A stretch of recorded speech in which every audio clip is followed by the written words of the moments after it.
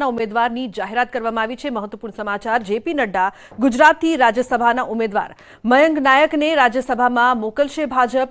Doctor Jashwantsinh પરમારના નામની પણ જાહેરાત કરવામાં આવી છે। તો ગોવિંદભાઈ ધોળકિયા પણ રાજ્યસભાના ઉમેદવાર। ભાજપે સૌરાષ્ટ્ર, ઉત્તર અને મધ્ય ગુજરાતને આપ્યું છે પ્રતિનિધિત્વ। સુરત સ્થિત ગોવિંદ ધોળકિયા મૂળ સૌરાષ્ટ્રના છે। મધ્ય ગુજરાતમાંથી જશવંતસિંહ પરમારને ટિકિટ, તો મયંક નાયકને પણ ટિકિટ આપીને ઉત્તર ગુજરાતનું પ્રતિનિધિત્વ સચવાયું છે। તમામ ચારે ઉમેદવાર નવા ચહેરા છે। તો નવા ચહેરાઓ પર ભરોસો કરવામાં આવ્યો છે। ભાજપે રાજ્યસભાના ઉમેદવારની જાહેરાત કરી દીધી છે, જેમાં નવા ચહેરાને તક આપવામાં આવી છે। જેપી નડ્ડા ગુજરાતથી રાજ્યસભાના ઉમેદવાર છે। તો મયંક નાયકને રાજ્યસભામાં મોકલશે ભાજપ। ચારે ચાર ઉમેદવારો પર ભરોસો।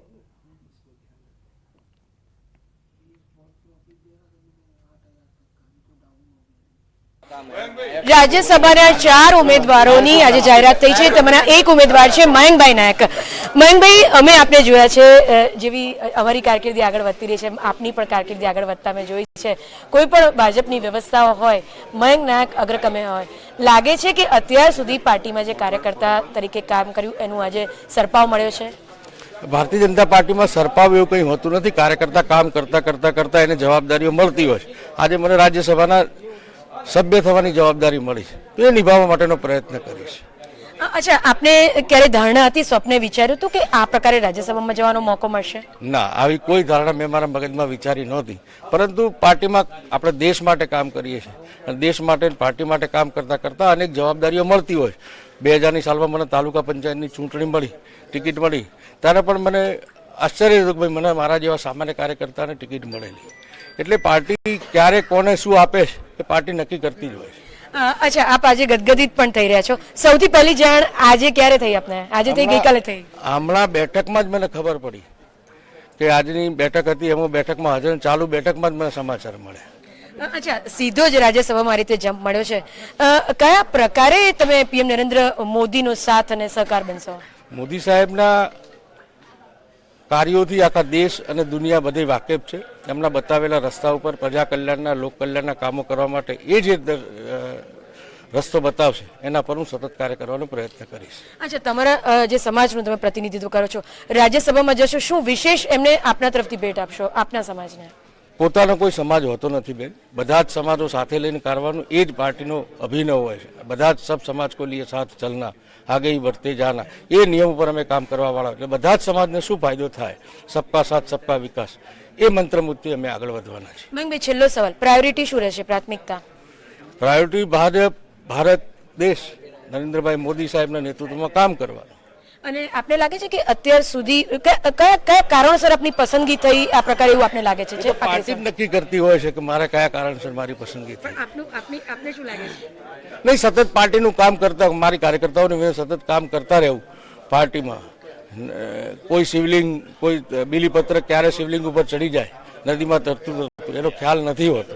એ આજે પણ હું પણ એવું અનુભવું છું કે નદીમાં તરતું બીલીપત્ર જેમ શિવલિંગ ઉપર આવી જાય, એવું મારી જાતને અનુભવું છે। અમારી સાથે વાત કરવા માટે આભાર। તો આ હતા મયંકભાઈ નાયકે જેમનું કહેવું છે કે ક્યારે શિવલિંગ, તરતા શિવલિંગ પર બીલીપત્ર ચડી જાય તેની બીલીપત્રને પણ ખબર નહોતી હોતી। એટલે એક સુખદ આશ્ચર્ય સાથે તેઓ ગદગદિત થઈ રહ્યા છે। કેમેરા પર્સન હિતેશ સાથે ગીતા મહેતા, ન્યૂઝ 18 ગુજરાત। રાજ્યસભાના સાંસદોની યાદી જાહેર કરવામાં આવી છે અને જેમાં પંચમહાલ જિલ્લાના ડોક્ટર જસવંતસિંહ પરમારનું પણ નામ જાહેર થયું છે। આપણી સાથે ડોક્ટર જસવંતસિંહ પરમાર છે, તેઓને જ પૂછવાનો પ્રયત્ન કરીશું। સર, આપને ખૂબ ખૂબ અભિનંદન, સાથે સાથે આપની પસંદગી કરવામાં આવી છે, શું કહેશો? સૌ પ્રથમ વિશ્વની સૌથી મોટી પાર્ટી આપણી ભારતીય જનતા પાર્ટીએ ખૂબ મોટી જવાબદારી માટે મને જે પસંદ કર્યો છે તેના માટે હું સૌ પ્રથમ તો પાર્ટીના મોવડી મંડળનો ખૂબ ખૂબ આભાર માનીશ। અને એમણે જે જવાબદારી મારા માથે નાખી છે એને હું બખૂબી નિષ્ઠાપૂર્વક નિભાવીશ, એવો મને પૂર્ણ આત્મવિશ્વાસ છે। ચોક્કસથી સર, પંચમહાલ જિલ્લા માટે શું કરશો? આપને વિધાનસભામાં પણ એક ઓબીસી નેતા તરીકે રોલ રહ્યો હતો અને ક્યાંક એના માટે જ પસંદગી કરવામાં આવી હોવાનું માની શકાય છે, શું કહેશો? આપણી ભારતીય જનતા પાર્ટીમાં જે લોકશાહી છે એ લોકશાહી ખરેખર લોકશાહી છે એનું જે સર્વશ્રેષ્ઠ ઉદાહરણ જે કહી શકાય એ મારી પસંદગીના આધારે એવું કહી શકાય કે ખરેખર જો કોઈ જગ્યાએ લોકશાહી હોય કોઈ પણ પાર્ટીમાં તો એ ભારતીય જનતા પાર્ટી છે। ચોક્કસથી પંચમહાલ જિલ્લાના વિકાસ માટે કયા પ્રકારના મુદ્દા લેશો અને શું કહેશો? પ્રજાના પ્રતિનિધિ તરીકે દરેક પ્રતિનિધિનું એક કર્તવ્ય હોય છે કે પોતાના વ્યક્તિગત વિચારો કરતા પ્રજાની વચ્ચે જઈ તેમના પ્રશ્નોને જાણી અને એ પ્રશ્નોને ઉપર રજૂ કરી એના શક્ય તેટલા વહેલા એનું નિરાકરણ કરવાનો પ્રયત્ન કરવો એ જ પ્રજાના પ્રતિનિધિનું જે કર્તવ્ય હોય છે કર્તવ્ય હું હંમેશા નિષ્ઠાપૂર્વક નિભાવવાનો પ્રયત્ન કરીશ. ચોક્કસથી આ હતા ડૉક્ટર જશવંતસિંહ પરમાર, જેઓ રાજ્યસભાના સાંસદ તરીકે તેઓનું નામ જાહેર કરવામાં આવ્યું છે. તો તેઓ હાલ તો જે દેશની સૌથી મોટી જે ભાજપા પાર્ટી છે તેનો આભાર વ્યક્ત કરવા સાથે સાથે તેઓ જણાવી રહ્યા છે કે લોકશાહીમાં જો કદર થતી હોય જે ભારતીય જનતા પાર્ટીએ કરી છે અને સાથે સાથે પંચમહાલ જિલ્લાના જે વિકાસ છે તેના કામો કરવા માટેની પણ તેઓ હાલ ખાતરી આપી રહ્યા છે. રાજેશ જોશી, ન્યૂઝ 18 ગુજરાતી, ગોધરા, પંચમહાલ.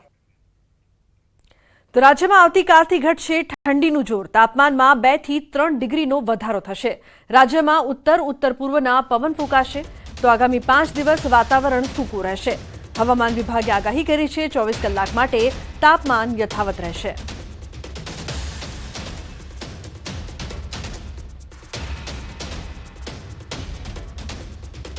अगले 24 घंटे जो है तापमान में जो है किसी भी तरह के मेजर चेंज नहीं देखने को मिलेगा. उसके बाद अगर हम बात करते हैं डे 2 ऑनवर्ड्स तो दूसरे दिन से अगले 3-4 दिनों तक जो है तापमान में 2 से 3 डिग्री की बढ़ोतरी देखने को मिल सकती है.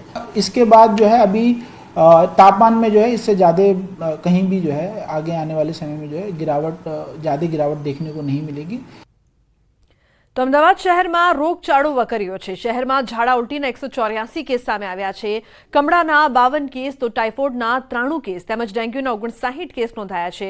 કોર્પોરેશન દ્વારા ફરિયાદના આધારે પાણીના સેમ્પલ લેવાની કામગીરી શરૂ કરવામાં આવી છે. શહેરના સાઉથ ઝોનમાં સઘન ફૂડ અને પાણીના સેમ્પલ લેવાની કામગીરી સઘન તપાસ કરવામાં આવી છે.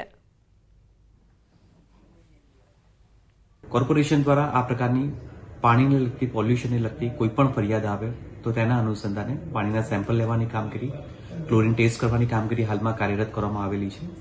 અને સ્પેશિયલી જે સાઉથર્ન પાર્ટ છે, દાણી લીમડા વિસ્તાર, બહેરામપુરા વિસ્તાર, લાંભા વિસ્તાર, આ પ્રકારના વિસ્તારમાં સઘન ફૂડનું ચેકિંગ તેમજ પાણીના સેમ્પલ લેવાની કામગીરી વધારે ઘનિષ્ઠ કરવામાં આવેલી છે. અમદાવાદમાં રોગચાળો ફરી વકરી રહ્યો છે તેવી સ્થિતિ સર્જાઈ છે.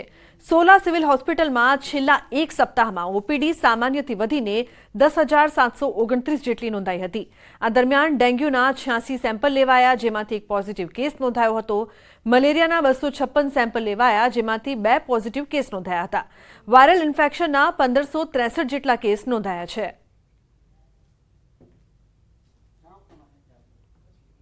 ગયા અઠવાડિયામાં અમારી હોસ્પિટલમાં ઓપીડીના દર્દી લગભગ 10,729 નોંધાયેલા અને દાખલ દર્દીઓ 1,048 નોંધાયેલા. એમાં જુદા જુદા રોગના દર્દીઓ.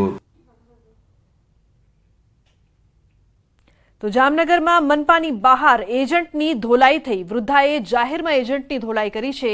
ફોર્મના 5 રૂપિયાને બદલે 350 લીધા હતા. મહિલાએ બાકીના રૂપિયા પરત માંગ્યા. રૂપિયા પરત ન કરતા મહિલાએ ધોલાઈ કરી. તો પોલીસે એજન્ટની અટકાયત કરી છે. દ્રશ્યો પણ સામે આવ્યા, જેમાં વૃદ્ધ મહિલા કઈ રીતે એજન્ટને મારી રહી છે તે જોવા મળી રહ્યું છે. તો મનપા બહાર એજન્ટની ધોલાઈ કરવામાં આવી. ફોર્મના વધુ પૈસા લેતા મહિલાએ એજન્ટની ધોલાઈ કરી.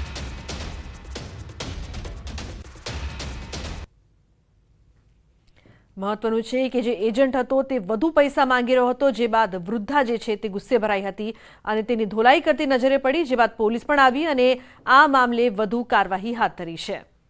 તો જામનગર મનપાની બહારના દ્રશ્યો અહીંયા સામે આવી રહ્યા છે. લોકોના ટોળા પણ એકઠા થઈ ગયા હતા. વડોદરામાં મહિલા સિક્યોરિટી ગાર્ડ પર હુમલો થયો છે. સિગારેટ પીવાની ના પાડતા 5 લોકોએ હુમલો કર્યો છે. મહિલા સિક્યોરિટી ગાર્ડ પર હુમલાનો બનાવ સીસીટીવીમાં કેદ થયો છે. પ્રતાપનગર સામેના એલિફન્ટ આર્કેડમાં આ બનાવ બન્યો હતો. મહિલાના વાળ ખેંચી મારામારી પણ કરવામાં આવી. મહિલાઓ બૂમો પાડતા હુમલાખોરો ત્યાંથી ફરાર થઈ ગયા. ભોગ બનેલી મહિલાએ મકરપુરા પોલીસ મથકે ફરિયાદ નોંધાવી છે.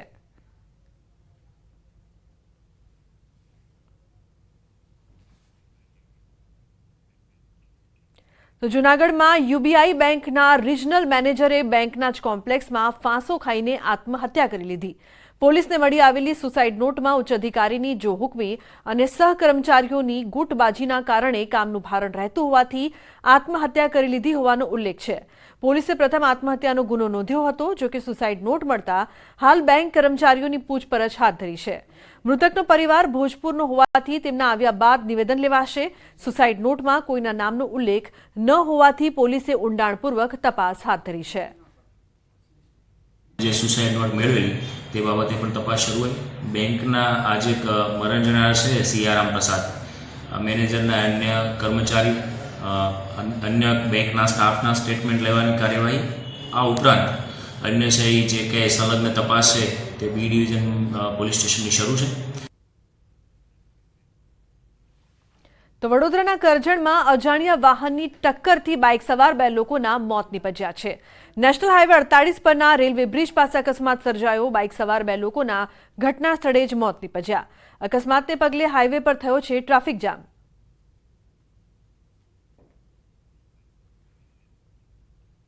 બીજી તરફ આગળ વાત કરીએ નવસારીના વાંસદામાં અકસ્માતમાં 2 લોકોના મોત નીપજ્યા છે. પિતા પુત્રીને ટેમ્પા ચાલકે અડફેટે લીધા. પુત્રીનું સ્થળ પર જ મોત નીપજ્યું, જ્યારે પિતાનું સારવારમાં મોત થયું છે. વાંસદાના ધરમપુર હાઈવે પર જામલિયા ગામ પાસેનો આ બનાવ છે. રોંગ સાઈડમાં આવતા ટેમ્પો ચાલકે પિતા પુત્રીને અડફેટે લીધા હતા. મૃતકના પુત્રની ફરિયાદ ટેમ્પો ચાલક સામે ગુનો નોંધાયો છે. અકસ્માતમાં પરિવારનો માળો વિખેરાયો.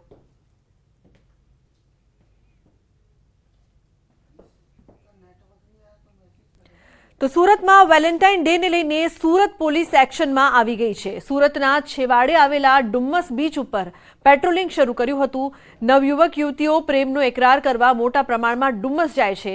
પ્રેમી યુગલોને કોઈ તકલીફ ન પડે અને કોઈ ઘટના ન બને તે માટે પોલીસ દ્વારા દરિયા કિનારે પેટ્રોલિંગ શરૂ કરવામાં આવ્યું. પોલીસે સાથે 40,000 જેટલા હોમગાર્ડની પણ મદદ લીધી. ટાવર ઉપરથી દરિયાપટ્ટી ઉપર પોલીસ સાથે હોમગાર્ડ નજર રાખી રહ્યા છે. 14 ફેબ્રુઆરી એટલે કે વેલેન્ટાઇન ડે તરીકે દેશભરમાં ઉજવણી થઈ રહી છે, ત્યારે સુરતના સુરતીઓ કોઈ પણ તહેવાર હોય રંગેચંગે ઉજવતા હોય છે. ત્યારે સુરતનું ફરવાલાયક સ્થળ છે ડુમ્મસ, અને ડુમ્મસમાં પ્રેમી યુગલો પહોંચતા હોય છે પોતાના પ્રેમનો એકરાર કરવા માટે. જો કે સુરતથી દૂર આવેલો આ વિસ્તાર છે અને મોટા પ્રમાણમાં જ્યારે લોકો અહીંયા પહોંચે ને કોઈ અનિચ્છનીય ઘટના ના બને તેને લઈને સુરત પોલીસ દ્વારા ખાસ આયોજન કરવામાં આવ્યું છે. ડુમ્મસનો દરિયા કિનારો છે કે જ્યાં યુગલો પહોંચી રહ્યા છે પોતાના પ્રેમનો એકરાર કરવા. ત્યારે દુર્ઘટના ના બને, કોઈ ઘટના ના બને તે માટે પોલીસ સાથે હોમગાર્ડનો મોટો કાફલો બીચ ઉપર ઉતારવામાં આવે છે. દ્રશ્ય જોઈ શકાય છે કે આખા બીચ ઉપર અલગ અલગ વિસ્તારોમાં અલગ અલગ જગ્યાઓ, ખાસ કરીને ઝાડી ઝાખરા છે, આ તમામ જગ્યા પર પોલીસને તૈનાત કરવામાં આવી છે. પોલીસ દ્વારા પેટ્રોલિંગ કરવામાં આવે છે અને એક ટાવર બનાવવામાં આવ્યું છે. આ ટાવર ઉપરથી દૂરબીનની મદદથી પોલીસ સમગ્ર વિસ્તાર પર વોચ રાખતા હોય છે. જો કે સાંજ પડતાની સાથે અહીંયા અંધારું થતાં લોકોને વિસ્તારમાંથી બહાર કાઢવા માટે આ ટાવર બનાવવામાં આવ્યો છે, પણ ખાસ આજના દિવસે આ ટાવર પરથી પોલીસ દ્વારા નજર રાખવામાં આવી રહી છે, ખાસ કરીને પ્રેમી યુગલો સાથે કોઈ અનિચ્છનીય ઘટના ન બને તે માટે સુરત પોલીસે આ પ્રકારનું પેટ્રોલિંગ શરૂ કર્યું છે. કેમેરામેન ભરત બ્રહ્મભટ્ટ સાથે કીર્તેશ પટેલ, ન્યૂઝ 18 ગુજરાતી, સુરત. મહેસાણાની તરભમાં ઉજવાશે પ્રાણ પ્રતિષ્ઠા મહોત્સવ. વાડીનાથ મંદિરનો ભવ્ય પ્રાણ પ્રતિષ્ઠા મહોત્સવ 16 થી 22 ફેબ્રુઆરીએ યોજાશે. મહોત્સવ પીએમ મોદી પણ મહોત્સવમાં હાજરી આપશે. મહોત્સવની તૈયારીઓ પૂરજોશમાં ચાલી રહી છે. તો 16 થી 22 ફેબ્રુઆરીએ આ મહોત્સવ યોજાવાનો છે, જેને લઈને તડામાર તૈયારીઓ કરવામાં આવી રહી છે. ખાસ કરીને પીએમ મોદી પણ હાજરી આપશે. વધુ માહિતી માટે સંવાદદાતા કેતન લાઈવ જોડાયા છે. તેમની પાસેથી વધુ માહિતી લઈએ. કેતન, જે પ્રકારથી આ મહોત્સવને લઈને તડામાર તૈયારીઓ ચાલી રહી છે, પીએમ પણ આવવાના છે, શું અપડેટ્સ? ચોક્કસથી લોગના જણાવી દઉં કે તરફ વાડીનાથ મહાદેવ મંદિર ખાતે હાલમાં ખૂબ જ ઉત્સાહ હોય છે તે લોકોમાં જોવા મળી રહ્યો છે. તમે જોઈ શકો છો કે હાલમાં જે મંદિરની જે અંતિમ જે તૈયારીઓ હોય છે તે પણ કરવામાં આવી રહી છે. બીજી બાજુ વાત કરવામાં આવે તો હાલમાં ફૂલ જે તૈયારીઓ હોય છે કરવામાં આવી રહી છે. 16 તારીખથી આ મહોત્સવ, 22 તારીખના રોજ પીએમ નરેન્દ્રભાઈ મોદી પણ અહીંયા હાજર રહેવાના છે. ત્યારે ખૂબ જ ઉત્સાહ જોવા મળી રહ્યો છે. આપણી સાથે જે સ્થાનિક છે તે પણ જોડાયા છે, જે ભક્ત છે તે જોડાયા છે. શું કહેશો?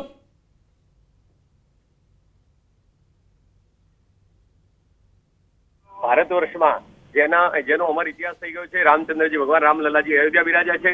22મી ફેબ્રુઆરીએ અમારા વાળીને મહાદેવની અહીંયા પ્રાણ પ્રતિષ્ઠા થવા જઈ રહી છે. આપ શ્રીએ વાત કરી એ પ્રમાણે ભારતનું રત્ન વિશ્વ નેતા માનનીય નરેન્દ્રભાઈ મોદી સાહેબ અહીંયા પધારવાના છે. સમગ્ર ભારતની આ અમારી મહાન ધરોહર છે, મહાન તપોભૂમિ છે. અહીંયા અનેક જીવન સમાધિઓ છે. અમારા બળદેવગીરી બાપુ પૂજ્ય અમારા ભાના હુલામણા નામથી જેમણે જાણીએ છીએ, એમને અહીંયા એમના પૂર્વતન 900 વર્ષ જૂનો અમારો અહીંયા ભવ્ય મહાન વિરાસત છે. અહીંયા ધૂણી દખાવેલી છે, અહીંયા રેમી ઘોડી છે, અહીંયા ભાવ ભજન ભોજન અને શિક્ષણની પણ અહીંયા આલેખ જગાવવામાં આવી છે.